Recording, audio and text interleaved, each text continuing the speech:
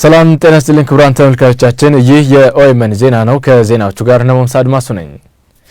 ጠቅላይ ሚኒስትር አብይ አህመድ የ2019 የሰላም ኖቤል አሸናፊ ሆኑ። ጠቅላይ ሚኒስትሩ የኖቤል ሽልማቱን ያሸነፉት ሰላምና የዓለም አቀፍ ወዳጅነት ለማጠናከሩ ባሳዩት በጎ ተግባሮች ነው ተብሏል።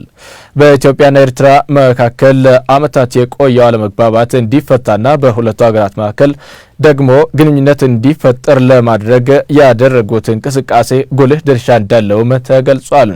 ጠቅላይ ሚኒስትሩ የሰላም ኖቤል አሸናፊ በመሆናቸው ከሀገር ውስጥ ከውጭ ሀገራት የእንኳን ደስ አሎት መልእክት እየደረሳቸው ይገኛል። የሳልሳይ ወያነ ትግራይ ፓርቲ ስራ አስፈጻሚ አባል ኢንጂነር ኃይሉ ከበደ በኦኤምኤን የተጨቆኑት ድምጽ በመሰማቱ ቅሬታ የሚያነሱ አካላት እንደ ድሮ ድምጽን አፍኖ መቀጠል የሚቻል መስሏቸው ነው አሉ። ሕግና ደንብ በመከተል ስህተቶችን ማሳመን እንጂ በታሪክ አጋጣሚ የነበረውን የሚዲያ ዝንባሌ ለማስቀጠል መጣር የረፈደበት አካሄድ እንደሆነም ኤክስፔስ የሚባለው በሚዲያም በቲያትርም በጽሁፍም በብዙ ነገሮች ተቆጣጥሮ የነበረው አንድ ኃይል አለ። ይሄ ኃይል በኢትዮጵያ ጭምብል የሚኖር ግን አንድ አካባቢ በብዛት ያሉበትና ኢትዮጵያን ግን ወክላለሁ ብሎ የሚወክል ለኔ ጎጠኛ ነው፣ ግን ኢትዮጵያን ወክላለሁ ነው። ምክንያቱም ጭምብሉ ኢትዮጵያ ነው። ስለዚህ ፐብሊክ ስፔሱን በሙሉ እሱ ነው የተቆጣጠረው። ፐብሊክ ናሬሽኑ የሚሰራው ይሄ ኃይል ነው። በተለይ ደግሞ በከተሞች በኩል ያጫጫውና ወደ ገጠሩ በቀላሉ ይገባል ብለው ያስባልና አሁን ይሄን ተገዳዳሪ ኃይል ሲመጣበት ማንም ሰው ተገዳዳሪ አይወድም። የፈለገው ብታሰማምረው መፈንዳቱ አይቀርም።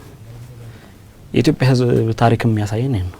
ፊውዳሉም የፈለገው ብታቆነጀው፣ ደርግም የፈለገው ፕሮፓጋንዳ በሰራለት ሕዝቡ መሬት ላይ ያለውን ነገር ካላየ አንድ ቀን መፈንዳቱ አይቀርም። ስለዚህ ሚዲያ ውስጥ ለብዙ ዘመናት የነበረውን ቁጥጥር ያጣ ልሂቅ ቢቆጣ ቢደነግጥ አይገርመኝም። እኔ የፐብሊክ ስፔስ መቆጣጠር የታሪክ ልዕልና የነበረው ኃይል አሁን ሚዲያዎችም ከእጁ ቁጥጥር እየወጡ ስለሆነ የማይቆጣጠራቸው ሚዲያዎች እየተፈጠሩ ስለሆነ ይሄ የፈጠረው ድንጋጤና ቁጣ ይመስለኛል። የሳልሳይ ወያነ ትግራይ ሌላኛው ስራ አስፈጻሚ አባል ኢንጂነር ገብረ ትንሳኤ በበኩላቸው ኦኤምኤን ለህዝብ ፍላጎት ቅድሚያ መስጠቱም ሌሎች ብዙሃን መገናኛ ድርጅቶች ሊማሩበት የሚገባ እንደሆነ ነው የተናገሩት። ችግር እየደረሰባቸው ነው፣ ህዝብ እያለቀ ነው ብሎ ማስተላለፉ ይሄ ሪያሊቲ ነው ያለ ነው። በተለያየ ምክንያት እኛም ያያየነው ነው። ከሚዲያ ውጭም በሶሻል ሚዲያ በሌሎች መንገድ ያያየነው ነው። ለፌደራል ስርዓትም የሚግዳራሩና ወደ አህዳው ስርዓት መመለስ የሚፈልግ አስተሳሰብ ሲመጡም የትክክል አይደለም፣ ለኢትዮጵያ ህዝብ አይጠቅምም፣ ወደፊት ሊያራምድና አንድ አሩግ አስተሳሰብ ሊያስቀጥለን የሚችል ሪል ፌደራል ስርዓት ይሆናል የሚል ነገሮች ወደዛ ለማድረስ የሚያስፈልጉ ነገሮችም አብዛኛው ጊዜ ሲያስተላልፍ ነው የሚያየው።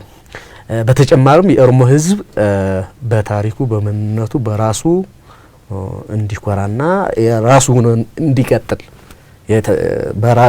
በራሱ የተጫነው ነገር እንዲላቀቅ የሚያደርገው ትግልም ትክክል ነው። ትክክለኛው ነገር ግን ምንድነው? ያመነበት ማስተላለፍ ትልቅ ነገር ነው ለኔ ማለት ነው። ድርጅቱ ራሱ ያመነበት ማስተላለፍ መቻሉ ትልቅ ነገር ነው።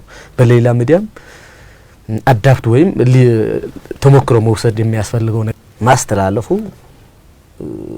ይሄ ሪያሊቲ ነው ያለ ነው። በተለይ የኢትዮጵያ አየር ኃይል ንብረት የሆነ አውሮፕላን የመከስከስ አደጋ ገጠመው። አውሮፕላኑ በምስራቅ ሸዋ ዞን አዳ ወረዳ መውደቁ ነው የተገለጸው።